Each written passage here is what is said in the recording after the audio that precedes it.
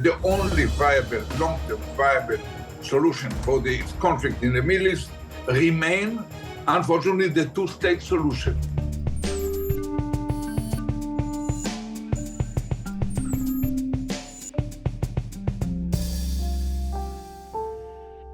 Hello and welcome to GZERO World. I'm Ian Bremmer, coming to you direct from Paris and the 6th Annual Paris Peace Forum. This gathering of heads of state, government officials, and private sector leaders is tasked with mission impossible, finding common ground in a world of rivalry. I do believe that peace will come, and I do believe that the planet will be saved. The question is, at what cost? But while the forum sessions focused on climate action, gender equality, and AI governance, it was hard to avoid the disruption ongoing wars in the Middle East and Ukraine are causing globally. Here's Peace Forum Director General Justin Vase. We don't ignore those crises, and we do what we can. And what we have to admit, is limited. It's limited because we can mostly do humanitarian work, because we know how much the two-state solution has been receding on the horizon in the last 10, 20 years, and how much we still need to have some kind of a horizon to address the Palestinian question. And so, as this peace forum gets underway, I'm going to focus on one of the areas of the world where violence rages on, the war between Israel and Hamas. And I'm joined today by a man who came closer than any Israeli leader in modern history to securing and enduring peace with the Palestinians, though he too failed, former Prime Minister Ehud Barak. But first, 23 years ago at Camp David, Palestinian Liberation Organization Chairman Yasser Arafat was watching the Major League Baseball All-Star game on TV. As a U.S. diplomat later recalled, Arafat asked at one point when the game would start. It was, in fact, already the 5th inning. I can see that happening. This little exchange, kind of funny, brought the sense of misunderstandings to come. The summit was only the second time in 40 years of U.S.-led efforts at brokering peace that an American president brought together Israeli and Arab leaders. In September of 1978, then-President Carter successfully brokered an historic peace treaty between Egyptian President Anwar Sadat and Israeli Prime Minister Menachem Begin. But back to that two-week summit in July of 2000, it was the last 6 months of President Clinton's presidency, and he was eager to cement his legacy by solving the most intractable problem in the Middle East. And here's Clinton announcing the summit in the White House briefing room a week prior. If the parties do not seize this moment, if they cannot make progress now, there will be more hostility and more bitterness, perhaps even more violence. And to what end? But as the three leaders strolled together down a leafy Camp David road, they couldn't have been farther apart in their expectations for the summit. Ehud Barak, the young leftist Israeli prime minister, fresh off a series of failed negotiations with Syria, had pushed hard for that summit, arguing that it was, and I quote, a pressure cooker that would require him and Arafat to make real progress on a two-state solution. According to Aaron David Miller, an American diplomat who was at the negotiations, Barak's strategy was either to secure a deal or to expose Arafat as an unreliable partner. Barak was also feeling a different kind of pressure at home, given his increasing domestic unpopularity. His own government, in fact, began to unravel just as the summit was underway. Meanwhile, Yasser Arafat had constraints of his own, given his constituency's mistrust of Israel and his resentment of Barak's recent focus on Syria. Arafat was himself in no hurry to reach an agreement. He had warned President Clinton ahead of the summit that his side was not ready to come to the table, nor did he trust Barak to follow through on his promises. And given the United States' airtight relationship with Israel, Arafat was right to be suspicious. Clinton had, in fact, a no-surprise policy with Barak, which meant, in essence, that the summit's purported mediator showed everything first to the Israeli delegation. With Israel as a key ally, it's not like the United States was an honest broker.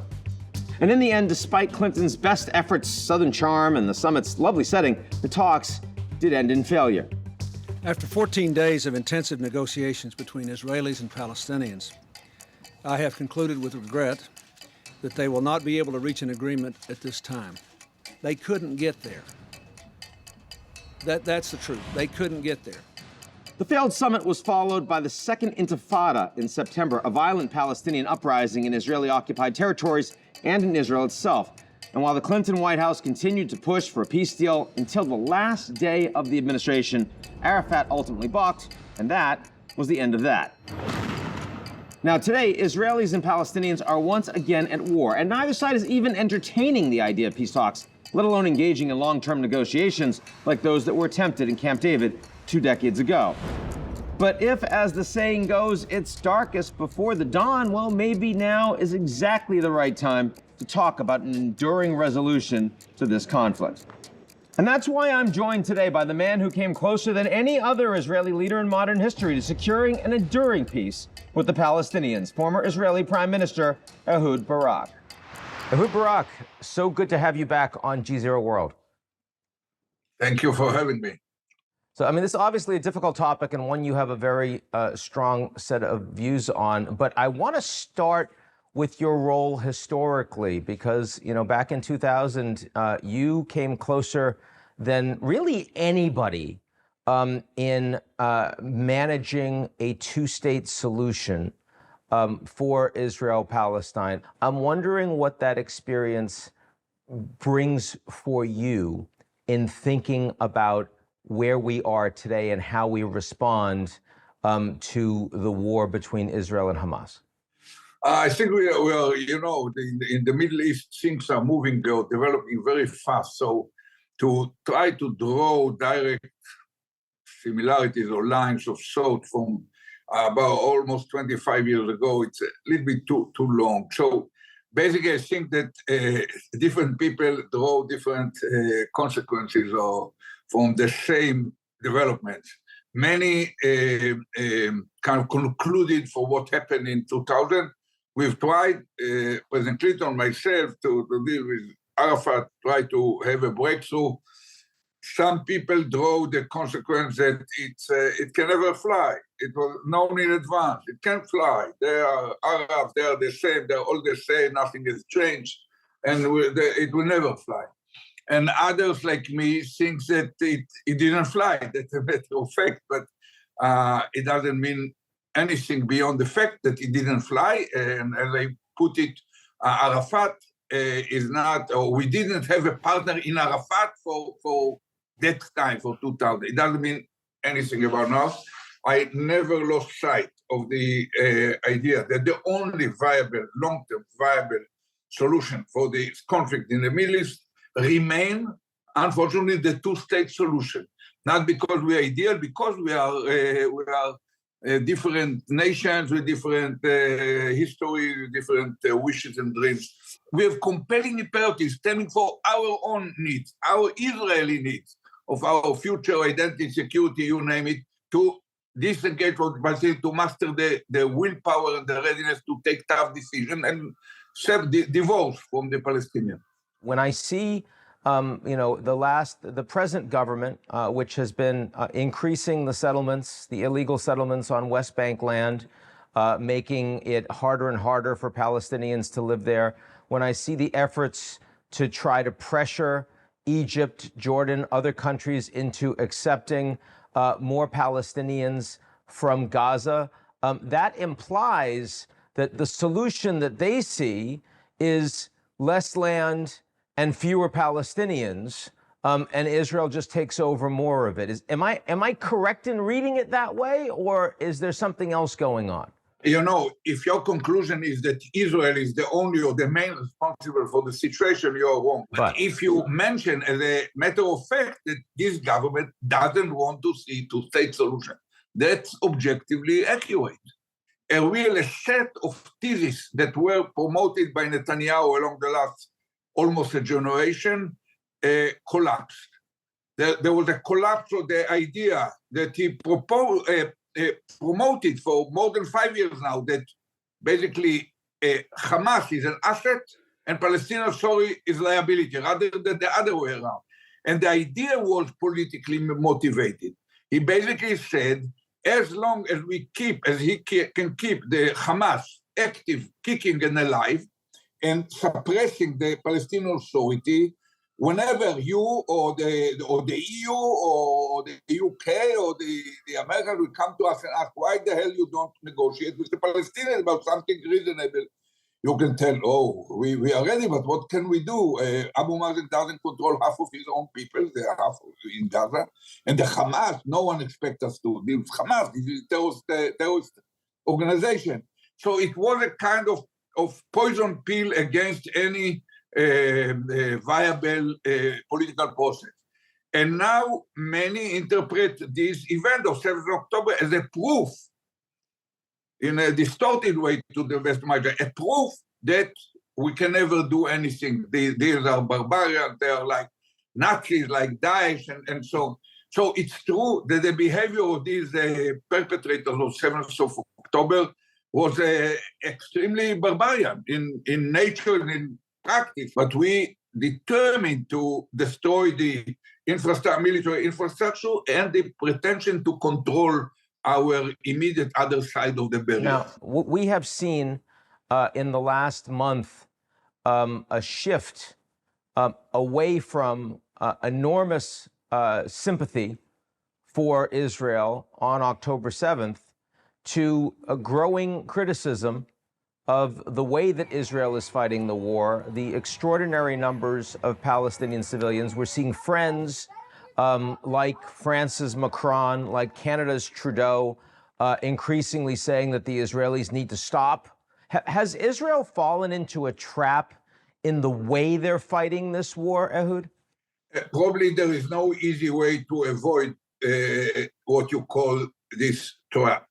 We are determined to destroy Hamas. It cannot be completed from the air. It needs thousands of pairs of boots on the ground. So we compelled to make this activity, and we compelled in order to reduce the death toll for our people to use these airstrikes and so on.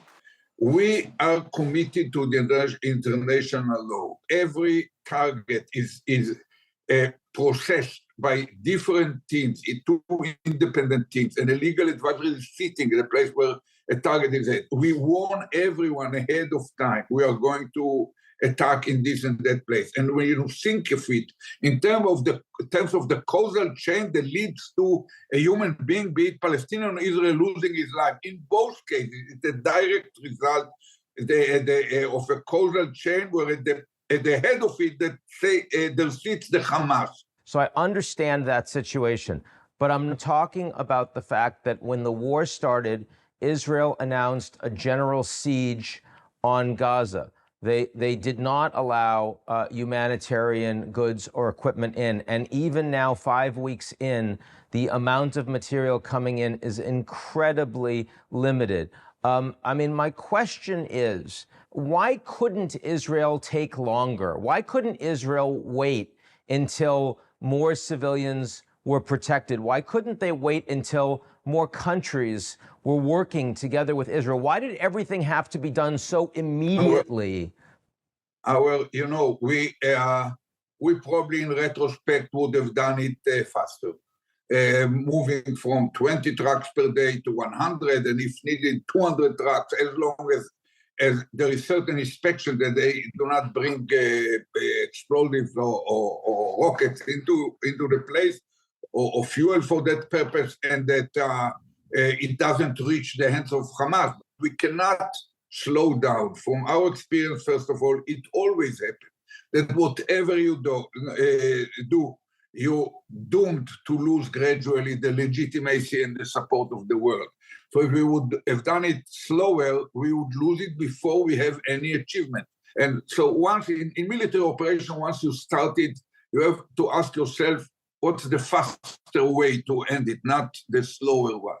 And it's clear to me that you won't be forever. You know, I have, in certain way, a question mark about our own tactics. I think that there is certain gap between what the military armed forces understand and the objectives of the political level. Yeah. The political level kind of ordering from the armed forces to provide total destruction of military capabilities and capacity to govern the Gaza Strip by Hamas. this is, according to the military sources, will take many months, probably a year, to complete. So we are entering into long story. It's not going to be a short story. There's been a lot of talk recently about being able to release some of these hostages.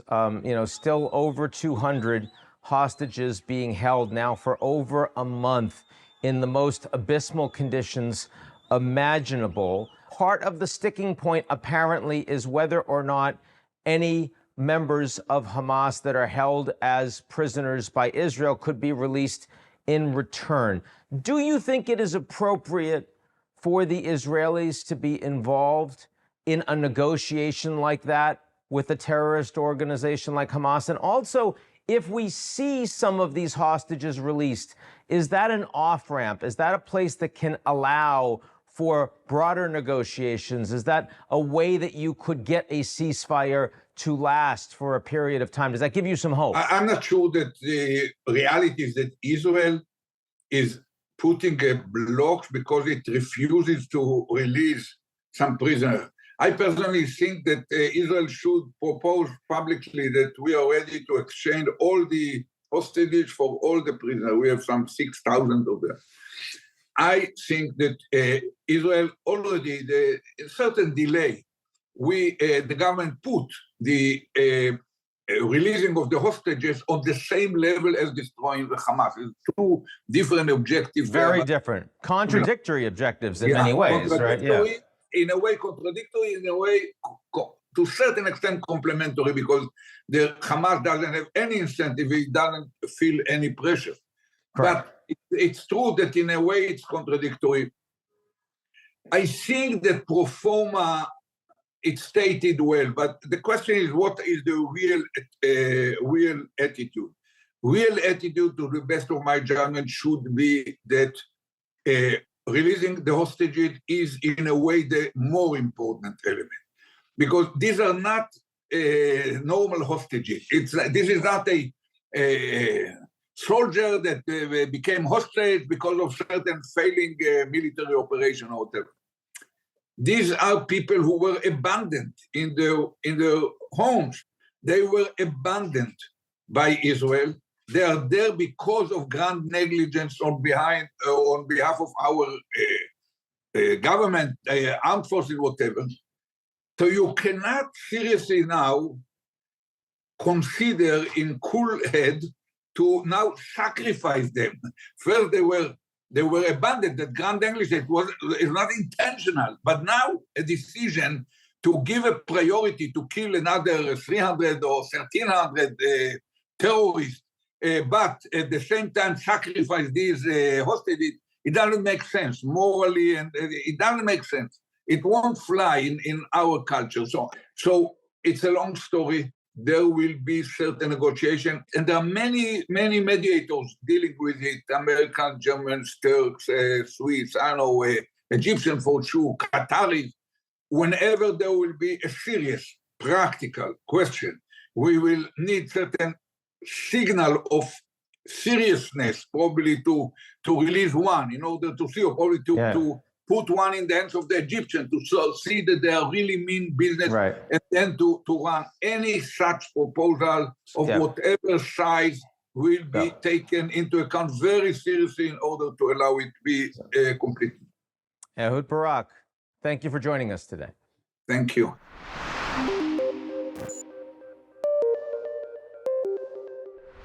That's our show this week. Come back next week. And if you like what you've seen, or even if you didn't, but you know you want more of the Israeli-Palestinian conflict because that's not going anywhere, why don't you take a moment to sign up for our most excellent daily newsletter, appropriately titled GZERO Daily.